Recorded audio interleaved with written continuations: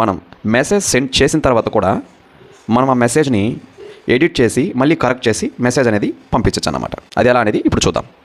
Instagram app open చేసాం కదా, ఇక్కడ మెసేజ్ ఉంది కదా, మెసెంజర్, దాన్ని క్లిక్ చేయండి పైన. తర్వాత ఎవరికైతే మెసేజ్ చేయాలనుకుంటే అది ఓపెన్ చేయండి. తర్వాత మెసేజ్ ఇక్కడ టైప్ చేయండి. ఇప్పుడు నేనైతే టైప్ చేస్తున్నాను, I am in line type చేశాను కదా, అండ్ గోయింగ్ విత్ ఫ్రెండ్స్ ఇది నేను టైప్ చేశాను అనమాట అండ్ సెండ్ చేశాను.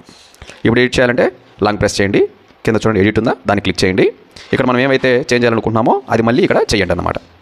ఇక్కడ చూడండి చేశానా. తర్వాత ఇక్కడ ఇంకొక యాడ్ చేయాలనుకుంటున్నాను, అది నేను ఇక్కడ యాడ్ చేస్తాను చూడండి. అదేంటంటే ఫుల్ స్టాప్ పెట్టి ఫర్ రైస్ అని టైప్ చేశాను అనమాట. అంటే మళ్ళీ డన్ అనేది క్లిక్ చేస్తున్నాను, ఆ మెసేజ్ అనేది సెండ్ అయిపోతుంది. ఇక్కడ చూడండి ఎడిటెడ్ అని వచ్చిందా, ఇది ఇలా చేసుకోవచ్చు అనమాట. దాని మీద క్లిక్ చేసేటప్పుడు ఏమైతే ముందు అది కూడా మనకు కనిపిస్తుంది.